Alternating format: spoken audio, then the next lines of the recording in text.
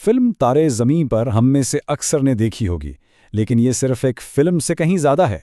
ये एक आईना है जो हमें एक ऐसी दुनिया दिखाती है जिसे हम अक्सर देखकर भी नज़रअंदाज कर देते हैं। तो आइए आज उसके अंदर छुपे गहरे पैगामात को खोलकर देखते हैं। तो सबसे पहला और सबसे बड़ा सवाल, क्या हर वो बच्चा जो पढ़ाई में जद्दोजहद कर रहा है वाकई एक नाकामी है? क्या वो नालायक है, या कहीं ऐसा तो नहीं कि हमारा सिस्टम ही उसकी इनफरादियत को पहचानने में नाकाम हो रहा है? और इस पूरी फिल्म का दिल जानते हैं किस एक सच्चाई में धड़कता है? उस बात में कि हर बच्चा खास होता है, बस उसे समझने वाला कोई चाहिए। मतलब मसला बच्चे की काबिलियत का है ही नहीं, मसला तो हमारे देखने के नजरिए का है।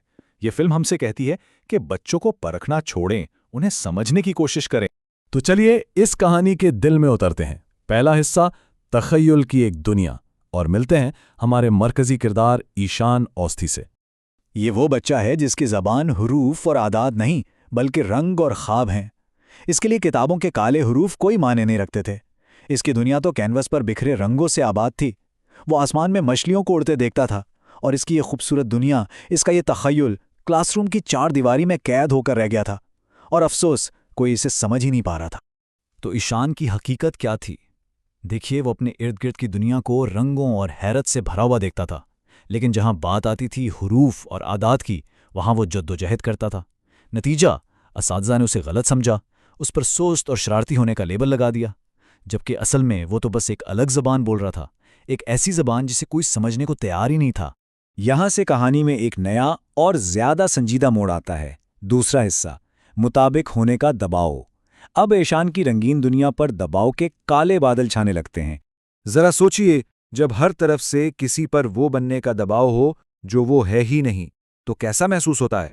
यही बोझ वालिदैन की उम्मीदों का, असातिदा के गुस्से का ईशान के लिए नाकाबिले बर्दाश्त हो गया, और वो आहिस्ता आहिस्ता सबसे कटकर अपनी ही दुनिया में बिल्कुल अकेला होता चला गया। और ठीक उसी मोड़ पर फिल्म हमसे कहती है, रुको, जरा अपना नजरिया बदलो, क्योंकि मसला बच्चे में है ही नहीं, मसला नजरिया है। मसला इस सोच का है जो हर बच्चे को एक ही तराजू में तोलना चाहती है, उसकी अलग पहचान को मानने से इनकार कर देती है। और जब लगता है कि सारी उम्मीदें खत्म हो चुकी हैं, तब कहानी में एक ऐसे हीरो की आमद होती है, एक ऐसे उस्ताद की जो सिखाने से पहले समझना जानता है। तीसरा हिस्सा, वो उस्ताद जो समझ गया। जी हां, हम बात कर रहे हैं निखंब सर की, जो ईशान की जिंदगी में एक उम्मीद की हवा बनकर आए। और इनके आने से क्या हुआ? जब एक उस्ताद समझ गया, तो एक टूटा हुआ बच्चा फिर से मुस्कुराने लगा। ये लाइन हमें बताती है कि सिर्फ एक समझदार इंसान, एक उस्ताद, किसी बच्चे की टूटी हुई दुनिया को कैसे जोड़ सकता है, उसकी जिंदगी बदल सकता है। तो आखिर ईशान के साथ मसला था क्या? चलिए अब इस राज से पर्दा उठाते हैं। चौथा हिस्सा, एक मुख्तलिफ जहन को खोलना। ये सिर्फ ईशान की नहीं, बल्कि हर उस जहन को समझने की कहानी है जो थोड़ा मुख्तलिफ है। फिल्म ने हमें एक लफ्ज दिया, डिस्लेक्सिया, लेकिन फिल्म ने यह भी साफ साफ कहा कि यह कोई बीमारी नहीं है, बिल्कुल नहीं। ये तो बस दुनिया को समझने का एक अलग तरीका है, एक ऐसा तरीका जहां शायद हुरूफ नाचते हुए दिखते हैं, अल्फाज आपस में उलझ जाते हैं। ये कमजोरी नहीं, ये तो दुनिया को एक अलग, एक तख्लीक की नजर से देखने का अंदाज है। यहां हम दो अलग अलग दुनियाओं का मुवाजना देखते हैं। एक तरफ है वो रिवायती तरीका, रट्टा लगाओ, नाकाम हुए तो सजा भुगतो, सबके लिए एक ही लाठी। इसी तरीके ने ईशान को तोड़ दिया था। और दूसरी तरफ है हमदर्दी वाला तरीका, जहां सब्र है, हौसला अफजाई है, हर बच्चे की जरूरत के मुताबिक अलग नुक्ता नजर है। और इसी तरीके ने ईशान को दोबारा जोड़ा। तो ईशान का एतमाद वापस कैसे आया? ये एक सफर था, कदम ब कदम।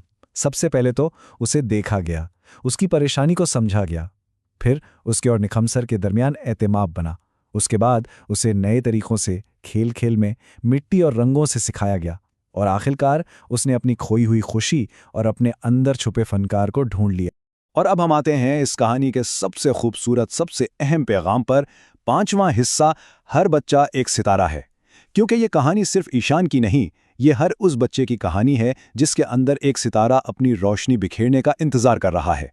एक चीज जो ये फिल्म हमारे जहनों में नक्श कर देती है वो ये है, मुवाजना तख्लीकी सलाहियतों को ख़त्म कर देता है। जब हम हर बच्चे को एक ही पैमाने से नापते हैं ना, तो हम उनकी असली काबिलियत को तबाह कर देते हैं। सीधी सी बात है, हर फूल की खुशबू अलग होती है, हर बच्चे की सलाहियत भी मुनफरद होती है। तो बराए मेहरबानी बच्चों को इनके नंबरों से मत नापें, उन्हें इनके ख्यालात से, इनकी सोच से नापें। असल सलाहियत रिपोर्ट कार्ड में नहीं, उनके दिमाग में, उनके दिल में और दुनिया को देखने के इनके अनोखे अंदाज में छुपी होती है। और यहाँ आता है फिल्म का वो हतमी जज्बाती पैगाम जो फिल्म के उन्वान को इसके पैगाम से जोड़ता है कि तारे जमीन पर नहीं, हर बच्चा एक तारा होता है। हर बच्चा, बस उस सितारे को पहचानने की, उसकी रोशनी को सराहने की जरूरत है। तो आखिर में ये समझ लें कि ये कहानी सिर्फ तफरीह नहीं है, ये एक सबक है। एक सबक हर वालिदैन के लिए, हर उस्ताद के लिए और शायद हर तालिब इल्म के लिए भी।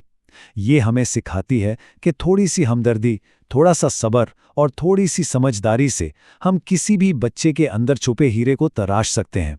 तो ये पूरी कहानी हमें एक बहुत अहम सवाल के साथ छोड़ जाती है। सवाल ये है कि हम हर सितारे को चमकने में कैसे मदद कर सकते हैं।